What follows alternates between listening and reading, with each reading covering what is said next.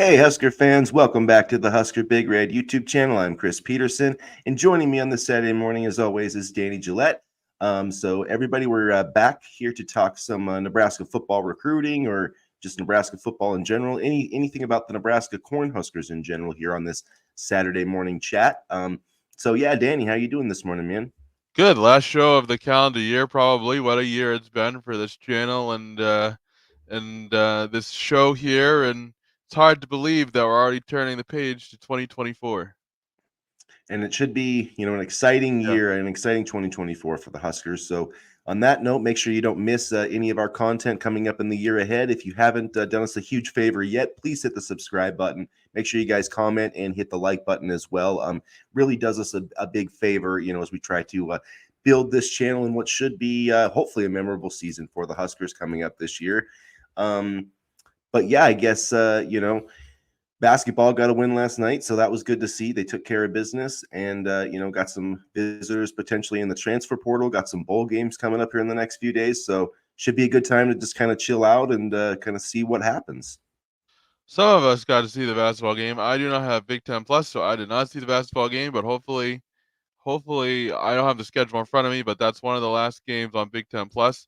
All of you know how much I absolutely love Big Ten Plus, and let's just say I can't wait for conference play because at least the Big Ten Network will carry most of those games. Like I said, man, Huskers.com. Just listen to the radio. They do a great job. So if you ever can't see the game, because I refuse to pay for BTN Plus too, because it's just not. I'm just opposed to it. But at any rate, hey Andrew, saying hello to you on the YouTube channel. So yeah, guys, if you have any questions on recruiting or basically anything Nebraska related, throw it in the chat and we'll answer that.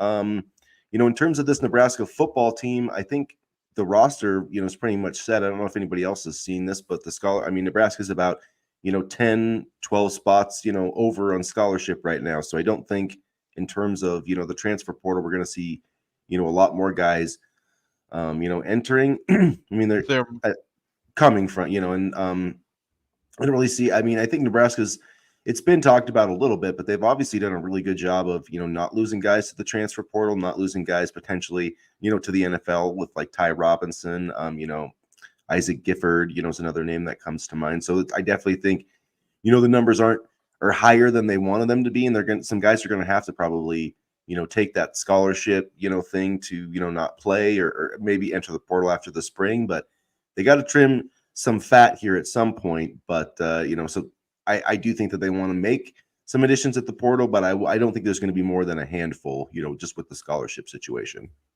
and I've heard that there might be a big name entering the transfer portal at the 11th hour. Um, I'm just gonna say that it's probably related to Nebraska's interest in Dante Dowdell, so I'll be interested to see if we see someone from the running back room enter the transfer portal potentially. Yeah, that'll be interesting. My guess probably would be Gabe Urban, but not that I don't think it matters that much. I mean, regardless, if they lose a guy there, and they the only person I wouldn't want them to really lose, honestly, is Emmett Johnson. But it wouldn't shock me. Nothing shocks me anymore in the transfer portal. But Nebraska right now, Yeah, the running back room as is, it's not good enough. It wasn't good enough last year, and it's not going to be. I like Emmett Johnson, but they need more pieces beyond him. And Gabe Irvin just can't stay healthy, so you can't rely on him. Ramir Johnson's the same thing. We haven't seen anything really out of Quentin Ives, so I can't say one way or another about him. But the people that I've seen saying that they don't have an issue in the running back room, they do. that's just incorrect. Yeah, they absolutely do. I mean, I love Gabe and I love Ramir, and they're really solid when they're healthy, but that's the caveat when they're healthy. And people are really high on Quentin Ives. I'm one of those people, but he's unproven as of right now. I'd love to see him really get a chance to grow and get opportunities this upcoming season, but you can't kind of predict that he'll be a star before he's even played a bunch of meaningful snaps. So I think Dante Dowdell is coming to visit next weekend, if I'm not mistaken, the former Oregon running back. So, in my opinion, he's a must get. And those who say we don't have a problem at the running back position, I mean, it's health. Health is the issue. And although we may look good numbers wise, I mean, we saw early last year. Once we lost a couple running backs, and that was at the end of September with a lot of football still left to play. So there is a definite need for depth at the position. And we'll see. I mean, if anybody does want to enter the portal, they've got, a few, they're down to their last few days here. So, until at least, for the spring. So we'll see what happens. I would say, you know, if it does end up being, Emmett Johnson, then they need to get another running back in the portal. So that's then they need to get a running back in the spring. So because you can't rely on Gabe Urban, you can't rely on Ramir Johnson. So then you're basically, even if you do get Dowdell, that's not enough. You need multiple guys to get through the Big Ten season. So if they do lose a guy like, Emmett Johnson or some, maybe even Gabe Urban in the portal, you have to go get two then.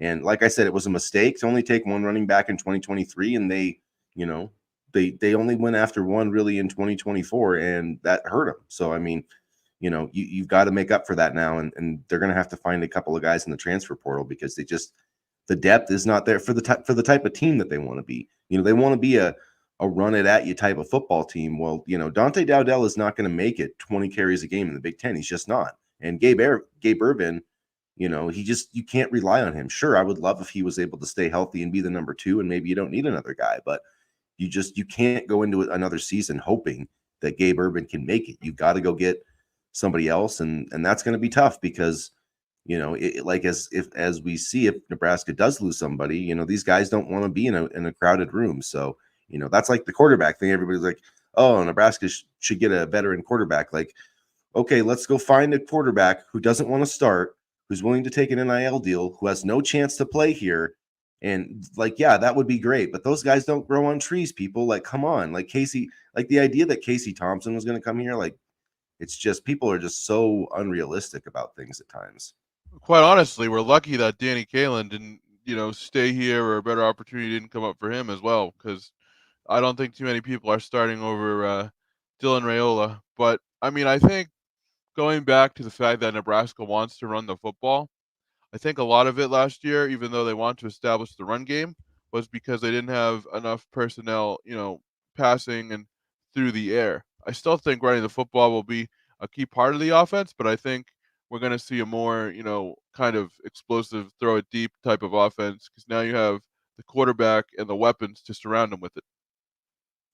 Yeah, I mean they do. They do need more weapons at wide receiver too. They have to make a move there. They're just too young at wide receiver, We and got the Wake Forest receiver visiting next weekend too, though, so that's one to watch as well. yeah. So I mean, they have to get him because they're just too young at wide receiver right now. And I love Malachi Coleman. I think he can have a breakout year, but you got to be old in the Big Ten. You have to have some veterans, and you need depth too. So I mean, you can't really have just one guy, one proven guy out there that's a big type receiver, and so Malachi definitely needs some help. So Jamal Banks would be a big get. We'll have to see. I've already said, well, I think that Nebraska has a good shot to get him. So as long as they show him the NIL money, I think it's a done deal because Michigan's not going to do that, and he's going to know who's throwing him passes here. So I mean, it's a safer bet now. Like I said, there could be other considerations. Like if he really is interested in the academic side of things, Michigan is a better academic school than Nebraska. There's no debate about that. So, I mean, there could be other factors at play, or maybe he has, connections there. There's some other schools too. West Virginia's in the mix is one that I would watch.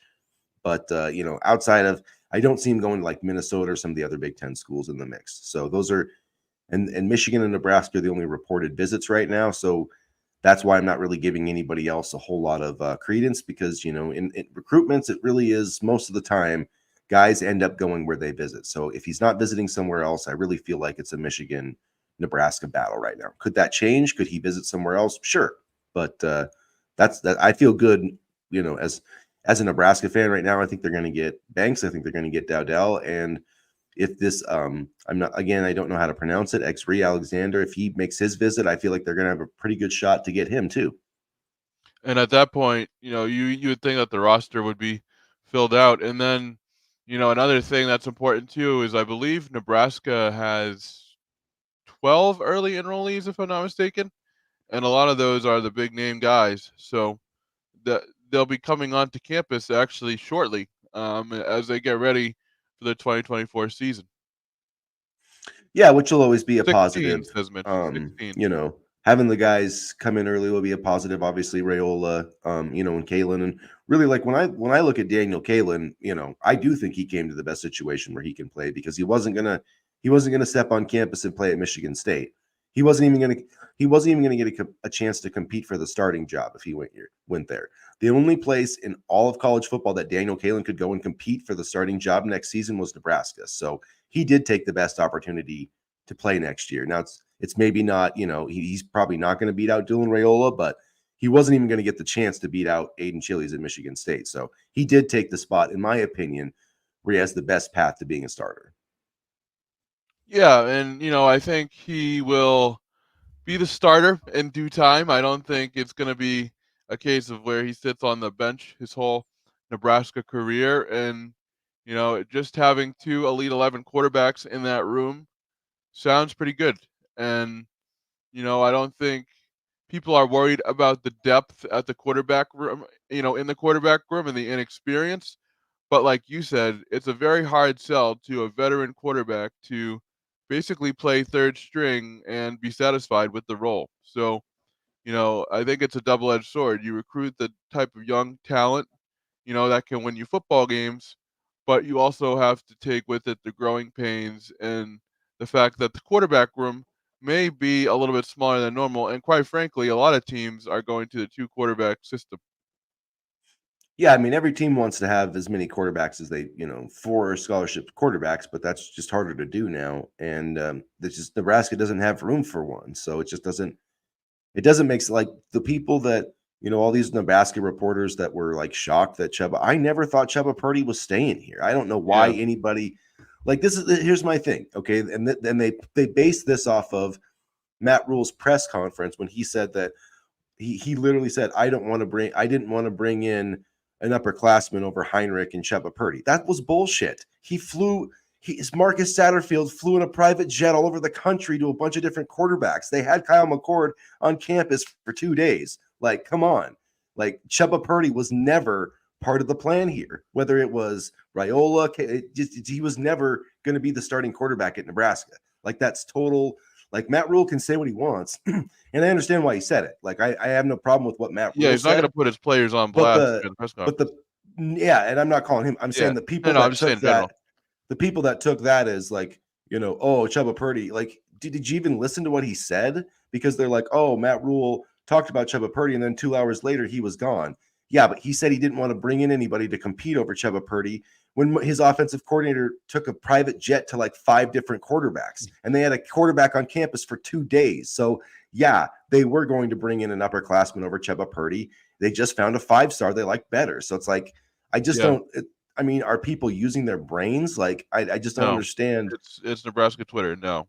the But surprise about like Chubba Purdy. Like, the dude was never going to start here, and and it, it's it it yeah. made no sense to have him and Dylan Raiola on the same roster. It just didn't, And it especially for Chubba. Like I yeah. said, he's like Kurt Warner on the Giants circa 2004. You know what Yeah. I mean?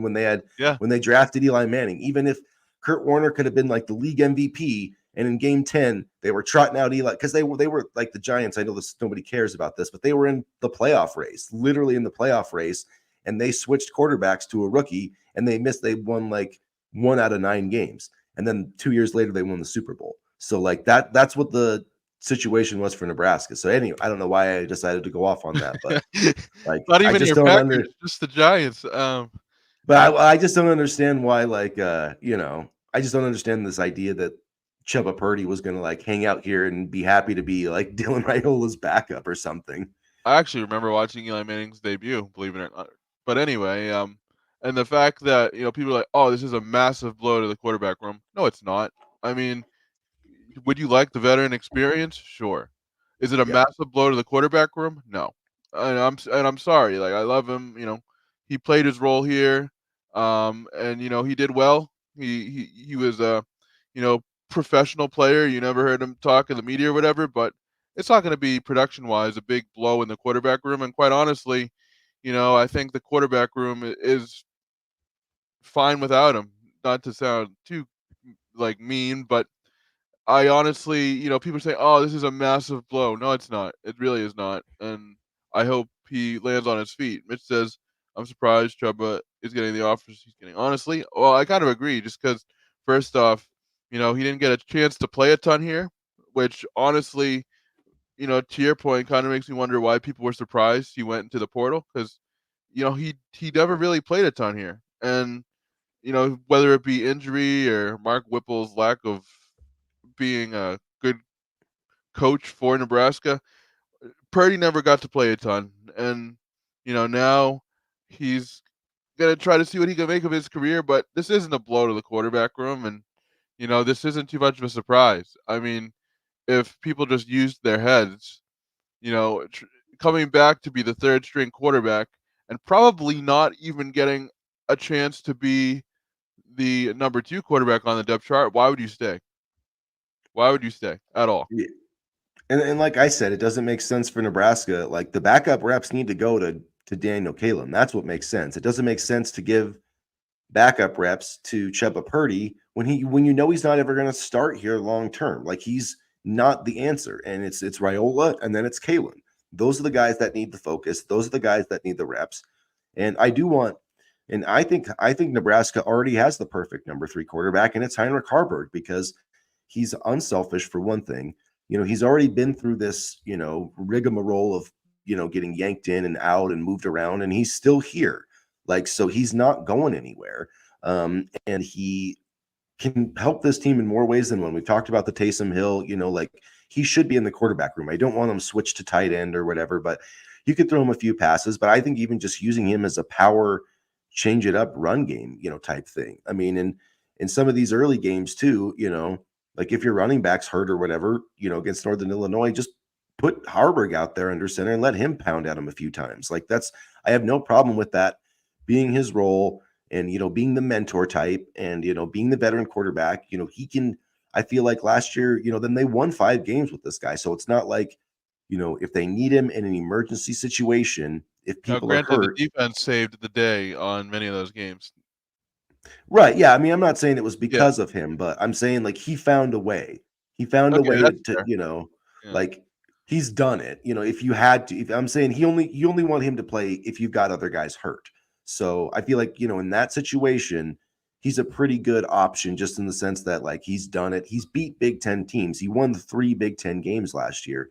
So, and I think that goes to show also why Nebraska should be excited about this season because basically, I mean, they won 3 games with him at quarterback, and they were like not, it's I don't want to say this in a mean way, but they didn't have the full, like you said, the full arsenal of the playbook because the talent there just wasn't a quarterback. So I mean, the offense is going to be better, and let's see. I did actually see the latest interview, Mitch, sorry, and yeah, so basically, and yeah, this is what has me encouraged. Yeah, so Heinrich said like he's going to be in the quarterback room. He's excited about working with these other guys. He talked about it being a 3-man quarterback room, which is what I believe it'll be. And yeah, I do think that they'll get him in some other packages, but he's going to be staying at quarterback, and I think that's what they need because if for whatever reason Raiola can't play for any snaps this year, Harburg's probably going to be the guy unless you really feel that Daniel Kalen's ready at this point and he can play 4 games this year. You can't play Daniel, you've got to preserve the red shirt, Daniel Kalen this year because the idea hopefully is that he can be the backup, until Raiola goes to the league and then he's the starter for 2 years. So, that's kind of the situation that you're like, you want to get Daniel Kalen playing time, but you don't want to play him 5 games like Oregon did to Dante Dowdell. That was just beyond dumb. Like they're like, I mean, this is like, did nobody, that's what I'm just boggles my mind. Like Oregon, how many support staff does Oregon have? Like they got to have like 50 support staff on their like analysts and whatever. And there's not a single person on the coaching staff that was like, oh, if we give Dante Dowdell 1 carry in this game, it's going to burn his red shirt. And they thought that was a good idea. Like, I just don't understand.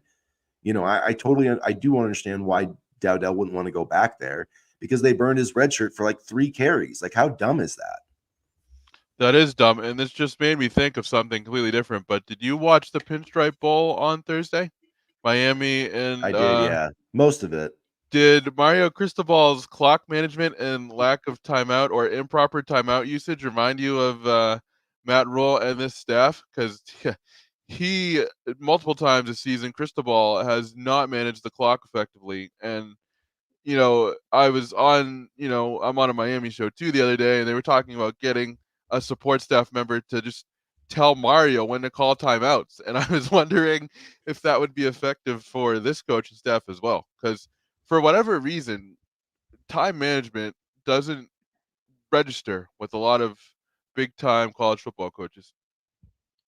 I think we need to give Matt Rule another shot at it this year with an actual quarterback, because that I just don't think that he has ever experienced, quarterbacks turning the football over like that. So I mean, like, if you sit there and like just I think that got into I really believe that got into his head, especially after the Maryland game, and there's a lot of that's another thing with Chubba Purdy, though, is he screwed up the play call. He didn't run the right play. I mean, I don't think that Matt Rule wanted to throw him under the bus, but he didn't run the play right.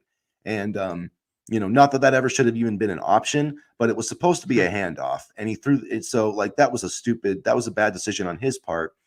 So I mean, like, if you take that play out of it, I think that changes the conversation. Like the Wisconsin game, like I just think he got so spooked by the inability of his quarterbacks to hang on to the freaking football. Like, I just think he wanted to give the defense I just don't think he wanted the quarterback to lose the game before the defense was even out there for overtime.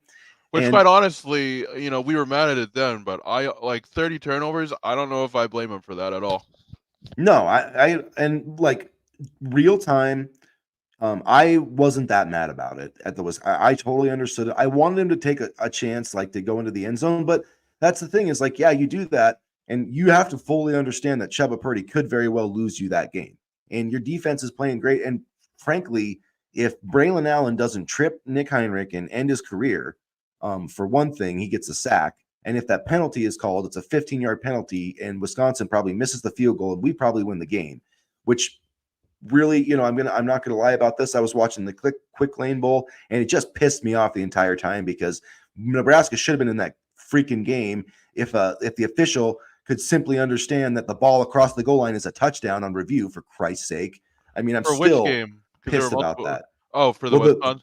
the Minnesota one, the Gabe Ervin Yeah, that's what I touchdown was. play, that they like, how can you not see that the ball is across the goal line? My God, on review. How is the Big Ten review process so bad? And I'm That's when I sorry. kind of figured out that this season was like there was just like a lot of things coming back from previous years that were the Jeff Sims interception before the halftime, or the defender made an amazing play. The And last second that was the next play right after.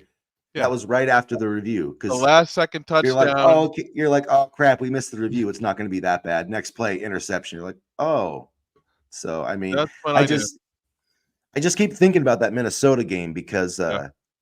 we should have won that game. We should have been in the quick lane bowl. Then we could have beat the crap out of Bowling Green, and we would have been but whatever. Doesn't matter. Well, there were so many like warning It's signs okay. that this team there were so many there were so many warning signs that this team was going to struggle, starting off with the fact that Jeff Sims ran the ball so much, and the last play left to In yeah. the Minnesota game, yeah, I mean, on the pass play. and Or then you might be talking about the tying touchdown, that 4th and 10 or whatever, but there was a couple of the Big Ten is so bad at officiating. Like, in it's just so all bad. sports, not just football, Yeah. all sports. Oh, the basketball's so bad too. Like, whatever. Well, it'll be interesting to see once January rolls around how that kind of shapes up. 11-2 heading into Big Ten play. I'll take it. And Yeah, people say, I'll definitely take it. Yeah. Should we and talk a people little like were Nebraska mad. basketball? People were mad. They've only played cupcakes, blah blah blah. Well, number one, you play who's on the schedule. Number two, you have wins against Kansas State, Michigan State, um, Duquesne, right? Yep. Quad one wins, right? Quad one.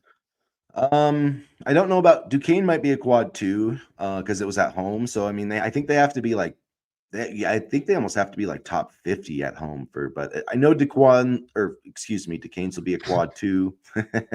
Kansas State's definitely a quad 1, 100%. Yeah, Michigan State, I believe, will be a quad 1 when it's all, because they're going to be in the top 50 or whatever. they heat up in the second half of the season. So I mean, after we beat them, they went and like beat Baylor, like the number yep, 3 or 14 by like 30 points. yep, So yeah, they were that's like angry what Fred said after that game. He's like, I know what their record is, but this win is going to look, by the time we get to March, like that win is going to look good. And so is the Kansas State win. So, I mean, yeah, I think, I mean, we're sitting here, we got 18 games left, 9 games above 500. I mean, really, not that the NIT is the goal, but there's no way. I mean, if Fred misses the NIT now, like he'd probably just quit because you'd yeah. have to go like 4-12 or like 4-14.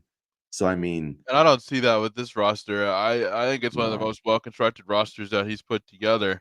Um, And but even if you go 9, if this team goes 9-9, let's put like a mediocre bar on it, but 9-9, that puts you at 20-11 overall going into the tournament. So I mean, and if you pick up a solid win or two, like if one of those 9 wins is like, Wisconsin, like if you get a couple of those like tournament wins, like I think this team is dancing with 20 wins. I just think that I know the Big Ten's not super strong, but that win over Kansas State, I think is really going to matter. And I think if this team finishes 11-9, like I don't really even think they're on the bubble. I just think that they're in. because quite honestly, we should have beaten Minnesota the last time we played them because their star, I think Yeah, it was Garcia, only scored 7 points, and we just completely wet the bed. But didn't show up. So Rick, let's see, Rick. Good morning, Rick. And he's are we getting Dowdell, the running back from Oregon? I would my say prediction yes. is yes, Yeah, yes. we both say yes.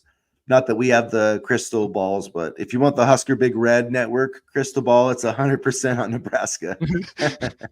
I just, I think he really, I think, it sounds like from what, Steve Sipple talked to his dad and was talking like this on the radio. And I just think he really appreciates the way Nebraska runs the ball. And it sounds like they want to be in a system where like there's sometimes a fullback and not just a spread system. Like Nebraska's going to do spread stuff. Everybody does, but Nebraska does like to use tight ends and fullbacks. And I just think it would be a good marriage.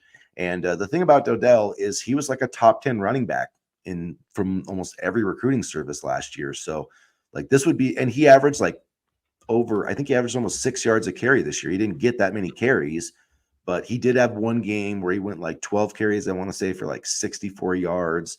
So, I mean, like the guy produced. He just got, and Oregon has 2 really good running backs coming back. So there wasn't really a reason for him to stay there. But like, I think this guy, honestly, like he could be he could be 1,000-yard rusher next season. I think he's that good. Yeah, and I think this will be one of the hopefully better gets for Nebraska in terms of the transfer portal. And it's kind of interesting because we haven't really used the transfer portal a ton this offseason because we haven't needed to. But I think that will be the icing on the cake for this class. And if we can land Banks, that would be very confident going into 2024. The talent level that we have on this roster. Because I Yeah, don't because think it's going to be a class. The 2024 class is going to be one of let's wait and see development. I think a lot of these guys are ready to play right now. they are, and it's fun because there's a veteran roster, so it's going to be hard for those guys to get on the field too. I like that. Kind of the tension between the young guys pushing the old guy, like that. I think that competition is good, and I think it's just really. I think we're going to see it like as competitive as it was last year. I think it's going to be even more competitive this year because you also have the 2023 guys that redshirted, like at wide receiver and cornerback and linebacker and offensive Yeah. line even. So do you think that Dylan will start next year? Yes, I don't Yes. doubt it. I think it's 100%. It's yes, it's going to be a competition because you have to say it's a competition. And like, sure, if Daniel Kalen is better, like I think Matt Rule would start him. I think Matt Rule has shown like he'll play the best players, but Dylan Raiola is the best player, and he's going to be starting week 1, and it's going to be glorious. We're not going to have like an Adrian Martinez thing where, we're going to trot Adrian Martinez out there until his arm falls off. I think, Matt Rule has the option to start either quarterback, but I think it's going to be Dylan, and it's going to be a lot of pressure. But also, why do we always start in August? Because August 31st is the opener. Like, why, like we started in August the past, let's see, that's 19, I think 5 that's years. just the schedule. I think everybody's starting in August. I think that's just when week 1 starts that this Saturday or in 2024. I could be wrong, but I don't think we're starting earlier than anybody else this year. Feels like we're always like we've had a bunch of week 0 games, and I know. now I it's a hate the week week 1 0. game. I But hate yeah, them. I hate the week 0 games. No more week 0 games, Trev. week. Although that's the thing though. Trev's like, "Oh, I don't care." He's like, put us on national TV. I'll play anytime, anywhere. So I do kind of like that mantra, but Week 0 with a conference opponent. No, thank you. yeah, I don't. It's tough though because if you win that game, it does give you like a kind of a leg up. But yes, I will also agree. Will, I was happy to see Ohio State lose I know. I last was night. thinking of you. I was thinking of you. What Kyle McCord. actually what made my day even better though is I don't know if you've seen this, the catapult investigation. Have you seen this? I saw something with something with Ryan Day. Something. I saw something. You can go into it. Well, it's like so in the Rose Bowl, Alabama and Michigan players were saying they weren't using their tablets for to watch film or whatever because like there's been stuff hacked into or whatever. Um, and so people thought that they were like trying to accuse Michigan of nefarious things again, but actually Michigan is the target of this. And so there's an investigation into Catapult. If people don't know, that's what college teams use to study film, and they film their own practices with it and upload it. And so there's an investigation going on, and that one school has been accessing other teams' practice films, and Michigan was a target of that, along with some others. So there's very heavy rumors that Ohio State was the school doing it, and that there's actually former people that worked like in the Ohio State staff that work at Catapult now. So it's just very interesting to me that so the NCAA is investigating this, but they won't say which school they're investigating. But they weren't shy about saying it was Michigan, were they? So really makes you wonder why that is. And Ohio State did look average, and you have to wonder if Kyle McCord might have been laughing a little bit last night. And Yeah, man, yeah, they were sitting there being like, "Oh, this team carried a Syracuse quarterback." I don't know. Kyle McCord, I think, carried your team last. I mean, and Marvin Marvin Harrison Harrison helped. Jr. Yeah, That helped, but yeah, they didn't look good last night. yeah. And then Brian Day basically coming out and saying he doesn't like McCord's turnover issues, and he would want to go with the other quarterback after the Michigan game. That wasn't smart either. I think Day. If I was Ryan Day, I'd go to the NFL, but we'll see what I happens. I'd go to the NFL before I got fired because like I know it's rough, but John Cooper, like his record wasn't quite as good as Ryan Day's, but he also wasn't in as sweet a spot as Ryan Day was either because like Urban Meyer set him up in a like Jim Harbaugh wasn't wrong when he said the third base thing. Like Ryan Day basically was in the same spot that like Frank Solich was in essentially. So at least Frank got us to the chipper. Whatever you want to say about Frank, he won the Fiesta Bowl. We beat Texas in the Big 12 title game, and he got us to the national championship game. So, the bottom would have never fallen out if Frank had stayed. I'll just say that. It was like it would have never gotten as bad as it got under Callahan and under Mike Riley and all. Like if Frank Solich had stayed from 2003 to just this past year, like we probably wouldn't have won very many conference championships, maybe zero. Although he did win a couple in Ohio, but I don't think that Nebraska would have ever gone 7 years without a bowl game. So I mean, hindsight's 2020, but that's my 2 cents for right now. I agree, and I also think I have to Thanks, look Will. up. I just saw I you felt I have to look up what conference Ohio is in, but the Mac. the MAC is a lot different than the Big Ten too. So there It, is it that. is for sure. Yeah. Not to discredit Frank, but it is a level of competition that is a little bit lighter than the Big Ten. What I liked though is because I always kind of followed him, like when I'd watch their bowl games and stuff, but like he did kind of turn into more, they ran into more of like a spread team. They did have option stuff, but coaches evolve. Like, so I always liked Some of them do. Frank. Yeah, some of them do, some Mario Cristobal. But yeah, his clock management, that I That play against Georgia Tech, though, where all they had to do is literally take a knee and they handed Yep. I'll never get over that. That is so Yep. bad. That Like, was how do you face your locker room after that game? Like, all we had to do was take the knee, but because I'm so bad at football math, I ran the ball anyway. and the most and the most kind of like weird part of it is it's like he has top 5 recruiting classes. So Yeah. he's obviously getting the kids to Miami. It's just about the execution on the field. We'll have to see what happens in year 3, but no excuses for him coming up next year. When will the Cornhuskers get a quarterback coach? I hope I hope soon. I think we need one. I mean, it's just good practice to have a quarterback coach, I think. I mean, cuz there's certain things technique wise that, you know, those those coaches can teach, and it also kind of serves as a liaison for the quarterback position, just so it makes sure everybody's on the same page. You can go to the quarterback's coach, talk to him about the playbook. It just kind of that one-on-one time with the specific position coach that can help you get better prepared. I do think that this is coming. I think, Rule, I mean, he was asked about the staff at his press conference and he didn't want to address it. So I do think that we're going to see a shuffle here. It'll happen probably in the next month because, you know, I don't know if they've got like a target in mind. I know there's been talk about like Glenn Thomas, who was his offensive coordinator, I think at Baylor and Temple.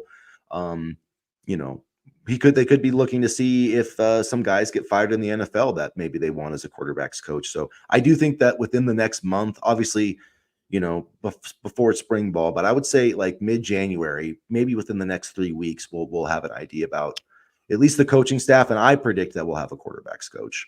I wish I was, closer to go to the spring game because that's going to be one of the hottest tickets in town, I think. That will be fun. And are you going to fly out by any chance, or are you just going to watch on?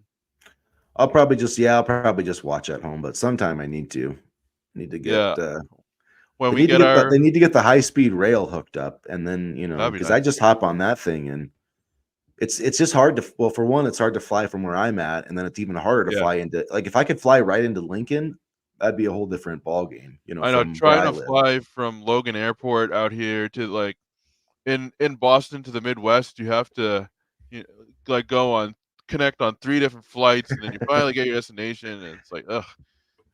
We need somebody to pick us up in Omaha to get us to Lincoln. I actually Once have no idea, but on once we get our Husker Big Red offices with our yeah. secretaries and our travel agents, then we'll be able to go to spring game.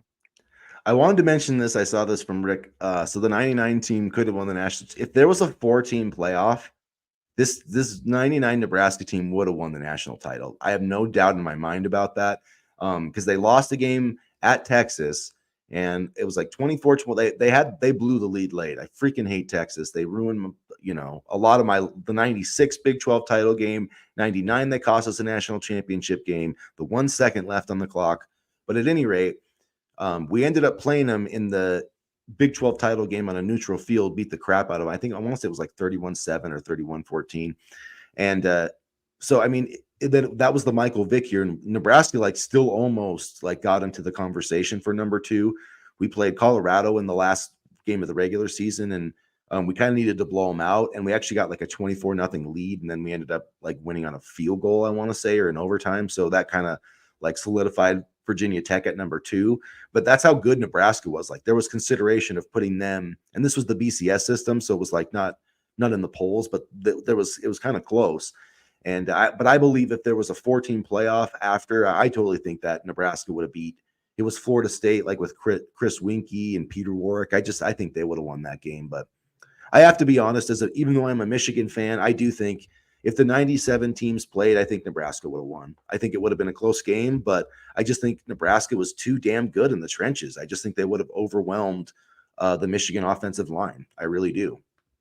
I had a thought. I totally forgot what I was going to say. So we will just go to the next comment here. I'm excited to see our O line guys, our O line push guys around next year. I am too, because I think Donovan Raiola. I mean, people will say, "Oh, the line was bad last year." I think they improved tremendously, honestly. Um, and Donovan Raiola wants mean guys. He wants physical guys. He wants guys that are get down and dirty in the trenches, not afraid to run block. those type of guys, and I'm really excited to see how he can develop them. And I've said this before. I was kind of hesitant when Matt Rule kept Raiola on staff, but he's proven me wrong, and I hope he's gonna have another big year coaching this year because it seems like he's really starting to get the offensive line turned around. I'm really excited too about the offense. Here's what like makes me excited is if Teddy Prohashka can be the left tackle and they can actually let Turner Corcoran play guard because I think that's his best position, then man, I think you really could have something. And then you got Ethan Piper coming back. You've got Bryce Benhart, Ben Scott. That's a really solid group right there. And then you've got guys like Leptoski, Justin Jenkins, Gatula. You've got I really liked Justin Jenkins last year when he played. I really did. and then Grant Bricks, obviously, like just as a depth guy, like there's just a lot of good pieces, and I really I'm blanking on the guy's Gibson Pyle. I really think he's a sleeper in this class. He's going to be a starting offensive lineman here. I have no doubt about that, and he's just going to like when he plays at guard. He's another guy that is a tackle like in high school, but will be a better guard in college. Like he's going to be a freaking road grader, man. Gibson Pyle, Grant Bricks, you're gonna love watching these guys.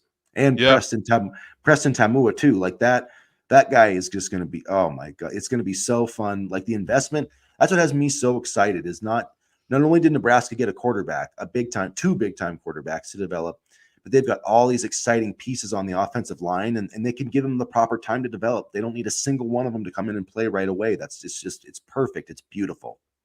Well, that's the thing. What do you do when you get a good quarterback? You build around him, and even if he's not a good quarterback, you build around the quarterback, put the quarterback in the best positions to succeed. And Nebraska's doing that. Nebraska's doing that, and they're starting to build, depth where the twos can come in and replace the ones, and there won't be a huge drop off. That's the part that has me excited because we haven't had, this type of depth in quite some time. And you're right, Mitch. That's a good. I do forget about Landon Davidson. He's another good player. Jake Peters too. I like him a Yeah. lot too. This is a really good. Honestly, Yeah, and Ruggeroli. Yeah, I do forget yeah. about him. But yeah, it's Bishop He's good. Gorman, I mean, just one because of he's the a best. walk-on, he's Well, and good. he's an NIL walk on too. I think Yeah, because he had legitimate offers and I think he's 6'7" or 6'8", and yeah, it's not easy to start at Bishop Gorman. So yeah, once like another tackle spot, like scholarship spot opens up, I guarantee he's going to get it. And yeah, like that's an exciting guy to have just like developing for the next couple of years because he really could be something. And you talk about, the strength program. I mean, we really haven't seen the fruits of that yet, with the investments that they've made, in strength and conditioning. That's where you're going to start to see it in the development of these young recruits, getting the muscle mass that you need and getting their bodies, performing at the highest level possible. Nebraska's got all the tools to do that. And I feel like this coaching staff's going to take care of business. and I feel like, and this is a good point made by Will, they are very young, but I feel like if we had a halfway decent quarterback last year that was able to get Coleman and Jalen Mhm. Lloyd, the ball, and Coleman had, let's say, 800 yards, Lloyd had 600 yards, then I don't think we would be calling them young. I mean, let's be honest here. I think we would be calling them solid contributors. So we'll see what happens this year. And yeah, I mean, Jalen Lloyd, like we've said a bunch of times, 3 touchdown catches of over 50 yards. The only other guy in the Big Ten that did that was Marvin Harrison Jr. So, they did really make some plays. I mean, Malachi had the touchdown catch. He had other plays too that if Raiola was the quarterback or, anybody really would have been a touchdown. I mean, I'm not trying to it's just Haarberg just didn't have the ability to put the football down the field in a tight spot. That's just not what he's good at. You're absolutely right. I just thought it was funny. Literally anybody. Literally I Chris mean, Peterson I at mean, quarterback. not Chris Peters. That's I meant like a college. No, I know. I know. But yeah, I there was a few passes though that Heinrich threw that was like, yeah, maybe that's probably what I would. Yeah, I'd be like those commercials, where it's like Emmett and Randy Moss. They're like, we could still play. I love those. And then Emmett, like, they foresee the future, like them getting crushed, and he's like, "No, I'm good on the couch. That's me. I'm good on the couch." But there's a reason I'm a sports writer, not a athlete. And But e and even when we write, we're sometimes suspect, but there you go. Who is the freshman from the 2023 recruiting class that redshirted this year on the offensive line that you think will have a breakout year? Hmm. I think it's going to be tough, but I really like Gunnar Gatula. I do. I think he's got a chance to be a pretty decent tackle. I mean, he's kind of a nasty guy, and yeah, it wouldn't surprise me if he, was in the mix this year. I don't know that he's going to start over like, Ben Hurt or Prohashka, but even if he's good enough to be the swing tackle and playing, when one of those guys goes down, I think that'd be a nice development for Nebraska because they do need depth at that position. Just as long as Prohashka, cuts down on the penalties, I think he'll have a much better year. Do you guys think they will use Carter Nelson like a McCaffrey type role? I mean, I think there's a lot of different ways you can use Nelson. He ran the ball in high school, tight end, obviously, defense. I mean, I could definitely see this type of thing. You know, just also due to rules, experience in Carolina with McCaffrey as well. I mean, when you look at McCaffrey, he's listed as running back, but he's also a receiver. He he obviously doesn't play both sides of the football, but that type of versatility is also something that Carter Nelson has. And you know, I think I think we could. I think we could. I think there's a lot of ways that you can use Carter Nelson, and you don't have to necessarily put him at just tight end. And I think there's enough depth at tight end to where if you want to use Carter Nelson in a different role, you can do that. I mean, that's where the depth comes into play, and that's certainly a positive. I mean, look at we talked earlier. I think it was on was it whenever we did our last show, we talked about Keelan Smith. I mean, that's the 2023 Missouri Player of the Year. So it's not like there's a lack of depth at tight end either. We can kind of experiment with all these guys and see where they fit best. Yeah, and that's what's it. Well, and Keelan Smith, I feel like too, could be a receiver as well. That's but both of those guys, Nelson and Keelan Smith, they can be. You can line them up as a tight end. You can line them up. They can be a move guy. They can be in the slot. You can split them out wide. I mean, and those are just two options. That doesn't even.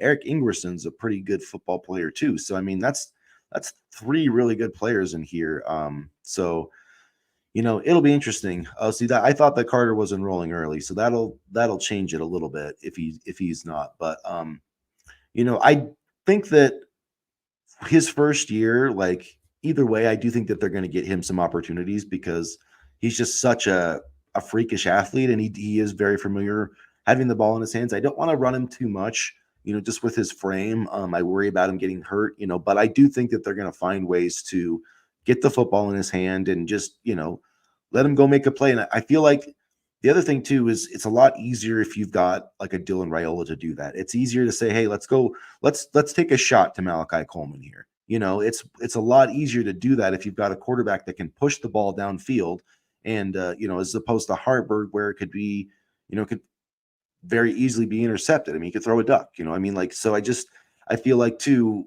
with Carter Nelson, it's a lot easier to say like, hey, let's throw a jump ball to Carter Nelson because Dylan Raiola can put that ball on the spot. He can put the ball where it needs to be for his guys to go get it. And Nebraska they happen to have a quarterback like that. And I'm not trying to down anybody else, but I don't know if they've ever had a quarterback like that ever. And Zach Taylor's maybe like the closest that they've ever had, and he was good, but he was no like first round pick type guy. And you think about how many times Jalen Lloyd just burned a defensive back with his speed, and the throw just wasn't on target. I'm very excited to see a Lloyd Rayola connection or things like that because Lloyd can absolutely fly. I remember the play action pass from Haarberg, and he just completely beat the defensive back. Ran it in for the score, and I'm very excited to see what the combination of Lloyd's speed and Rayola's accuracy deep. And then yeah, I'm excited for this group of receivers. Like Jaden Doss, I think is going to have a chance to have a good year. And then like I wouldn't be surprised if Isaiah McMorris, makes an impact this year in that slot position. I think Davon Hall has a lot of, long term. I think is going to be, has more upside with his speed and everything on me. But I think it's just going to take him a minute. But that slot role, I feel like McMorris, could have an opportunity there. Not like to have a huge role, but as the season goes along, kind of like Lloyd did, and Coleman. There's just a lot of, Demetrius I Bell was is just another gonna one. mention him, yeah, and Even you mentioned the slot role, Ja'Cory Barney. Yeah, I keep forgetting about him. Although don't forget about him. I did include him on my. I did 5 impact players from this recruiting class, early impact guys in 2024, and Ja'Cory Barney made my list. So I do That's the forget about him, but I didn't forget about him in that one. that's the thing. We have so many impact players right now that like you could put an entire speed lineup out there consisting of McMorris, Barney, Lloyd, Coleman. Like there's just so many potential opportunities. Do you think our defense will be better next year? This is I kind of think interesting. I think could be just as good as last year. I mean, we have a lot of returners. Um, I think as long as Tony White is manning the ship, I think it has a chance to be as good. I'm not going to say better because last year was pretty good. Um, but I I'm going to say it's going to stay the same as last year, but that's not a bad thing by any means. Here's why I think it could be better. Okay. Like if you look at, so I mean, look, the defense was really good last year, but it was missing like those superstar pass rushers, right? That to me that was kind of the one. The rush was good, but man, if Cameron Leonard and like Princewell Umamalian like say they take a step this year and are like third team All Big Ten type of players, second team, which I don't think is a huge. I mean, they were freshman All American this year. Like if those guys are better on defense, like with the pass rush, and then because really the only guy that I'm worried about losing Reimer. He was an impact player, I feel like. But like Hartzog and I feel like they'll be okay at safety. And as long as they can find somebody that can cover, like for Quentin Newsom, which I think they can. I do think they have a pretty good guy in Bly Hill. Like I think this defense could be better. Just thinking about specifically Umamalian and Lenhart and then like Van Poppel, like if the pass rush cranks it up a notch this year, it might not even matter if the secondary's better because the quarterback might just have zero time to throw. I love Van Poppel, and don't forget about Dylan Rogers either. I Yeah. really like Dylan Rogers, and Hmm. there's just so many guys. Like it's nice to like forget about guys than to completely remember our entire roster within 10 minutes and be like, "Ooh, we need help." Plus, Mitch makes a good point too about the defense. Like the Yeah, offense isn't going to turn the ball over as much, for one thing, and two, it's amazing, like complementary football. But if your offense gets you like a 10, 14 point lead, you get to play defense a completely different way. And Nebraska like has not had the benefit of the old black shirts, man. They'd get the lead and they would just pin their ears back and just kill people. I would just love to watch like Jason Peters and Christian Peters, Grant Wistrom, like just tearing Mike Rucker, just going after teams with the pass rush. Like that was as fun to me as anything. And they would just have. I mean, like they would just wreak constant havoc on the opposing quarterbacks, and that's what I think that this team is going to be able to do once they get a lead and stuff like that. and this was also my next point because we had to play conservative and not give up big plays, so we had to focus more on a coverage defense and not necessarily just strictly pass rush. Yep. And I think there are pass rushers here. Umamalian, Kai Wallen, I think. There are players that can play, and I think you know when you have those leads and you let the players play and just play football and not worry so much about giving up the big play because you have that lead, that's going to make a massive difference.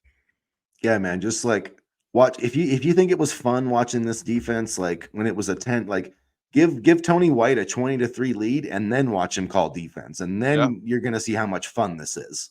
yeah, and I know we talked about this a lot, but the fact that Tony White decided to come back is absolutely huge because we haven't had a consistently good defense in quite some time. And also, say what you want about Mark Satterfield, but he'll be the first returning coordinator on the offensive side of the football since Troy Walters in 2016. So that I have my doubts about Satterfield, but having that continuity will be good as well. And I think honestly, we have the playmakers for the offense that he wants to run. So, and like you said, I think it was in one of the other shows, the offense it was actually a little bit worse at South Carolina this year. Yeah, it was not as good. So yeah, all the South Carolina fans who were celebrating Satterfield, they probably want another coordinator now that he's gone. So you got a question from X here from the Ren. Thanks, Thoren. My biggest concern, not question, more of a comment, I guess, is QB depth. It's going to be hard to get a QB out of the portal. We did kind of talk about that earlier. It's going to have to be, like last year Michigan got a guy named Jack Tuttle from Indiana who likes as a walk-on.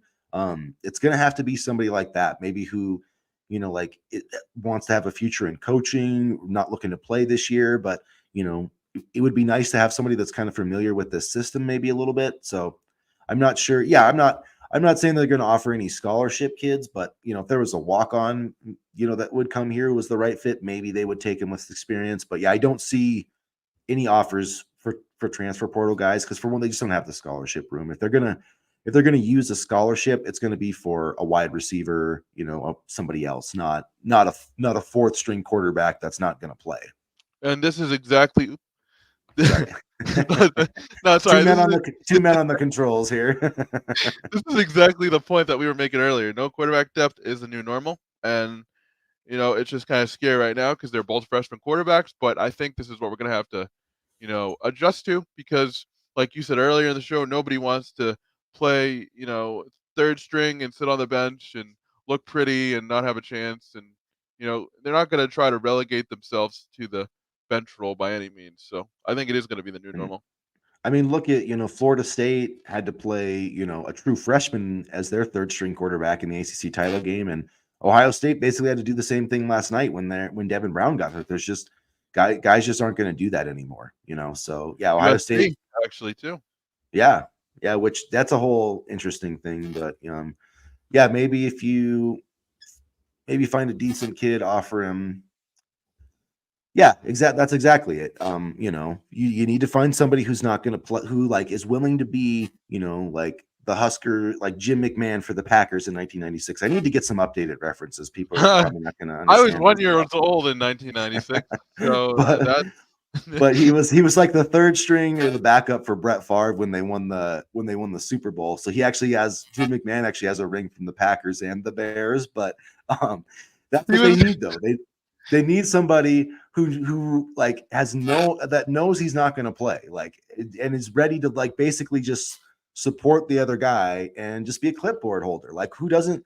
I don't know, man. If I was a college quarterback and I knew I wasn't going to be that good, and if I was going to be try to go into coaching, I'd take some NIL money to go hold the clipboard and help Dylan Raiola this year. I mean, there's got to be somebody out there. I don't think it's going to be easy, and it might not be till the spring because I think there's a lot more delusion until spring ball happens. And then people are like, oh, I'm really not playing here. So we'll see. I think there could be a chance, but he was a backup for Red Grange in 1932. Okay, Chris, I'll help you get updated references. I'll put you in at least the 2010s, and then maybe we'll. I don't know why they come to my. I don't know why I get these just random references that come to my head, but because you were a Packers fan, and obviously Jim McMahon, Chicago Bears, as well as. So I don't know where I do like my Giants a little bit, but I'm not sure where I'm getting my Kurt Warner. But that's the only thing that's the only situation I can think of that's perfectly comparable. You know who yeah, else? We definitely need to lose bodies in the spring, Mitch. You're right. I think we will. I think I know that Matt doesn't want to run people off. He said that, but at some point you have to. I don't think he's going to. He's not going to be you have to get the hell off this team. But I think he's just going to be try to do it in the nicest way possible. There is no future here. We can help you find a place, And then if you can't find a place, you can still go to class here for free and not play for the team. So win-win-win. Honestly, for the parents, going to class for free is a big selling point. I tell my kid, yeah, you're gonna stay here. I don't care if you play football, but you're gonna go to class for free, and that's the way it's gonna be. And also, you're talking about young quarterbacks who played well. Jackson Arnold, I know he had 3 interceptions, but he also played well on I think it was Thursday. So a lot of good young quarterbacks coming up, and as much as we want to complain about the bowl game opt-outs, it gave some of the younger guys a chance to show their talent. That is one thing. Yeah, is it Miller Moss or Moss Miller, the guy from USC? He had a good day. So that was kind of interesting. So yeah, it does give a little bit more flavor to it. I still watch the bowl games. I don't care what people say, but yeah, I do wish. I liked when there was not 50, when there was 15 when I was growing up. So it just gave it more, I don't know. Just it was harder to get there, so it meant something more, I guess. You're completely freezing on my computer. Yeah, on I my know. computer. I'm totally frozen. So At least we can hear you. That's the face that you're gonna make after the Huskers win 11 games next year yeah, I don't know and why go I'm frozen with my internet, and but go it's to some probably yeah. I Lincolnia. gotta run. Yeah, that'll be my face after we win next year. I gotta run anyways shortly. So, but I That'll don't be think I my can. face after celebratory drinks after Nebraska wins 10 or 11 games. So yeah, Let's see. They really need so maybe offer NI NIL deals for them and take them off of scholarship. I think that's what you're going to see them start to do, just to um, just to kind of limit the scholarship numbers or kind of circumvent the scholarship numbers. I think Nebraska's already done that, if I'm not mistaken. yeah, I believe that they have. Yeah. So well, this is kind of awkward with me being froze here, guys. So I'm not sure, but I do have to get running. I don't know if I can actually end the stream. You might have to do that, Danny. I don't know, but at any Well, rate, yeah. So I do think that Nebraska's yeah. Hopefully they can add a quarterback like that, and yeah, I need to get my internet fixed here. So So I guess I'll say bye in real time, and thank you guys for coming on the stream. Next stream will be 2024. So turning the calendar on 2024. Only 7 or so more months until Nebraska football, and yeah. So keep staying on our website, huskerbigred.com. Make sure to check out the Husker Big Red YouTube channel. We'll have more frozen faces and hard hitting football analysis, coming in the new year. And we appreciate all of you come in the chat today who've helped grow this channel. It's been awesome. And, for Chris Peterson, I'm Danny Gillette. And we thank you for watching. And we'll probably come back. Well, Monday, would you say? Maybe? Or yeah, yeah, we'll be Monday's back New Year's with Eve. our So usual. Oh yeah, maybe maybe not. maybe Tuesday? Well, we could probably do a New Year's Eve Monday morning episode, but All right, we'll figure it cool. out. We'll So, let you guys know. We'll have one next week anyway. all right, yeah, we'll let you guys know. So, I mean, Chris, I wasn't sure if you could talk, so if you want to lead us out, you can. I'm still here, but I'm frozen. But you did a good job, Danny. But as always, guys, go Big Red. Go Big Red. And then yeah, you'll have to end the stream. I think I can't.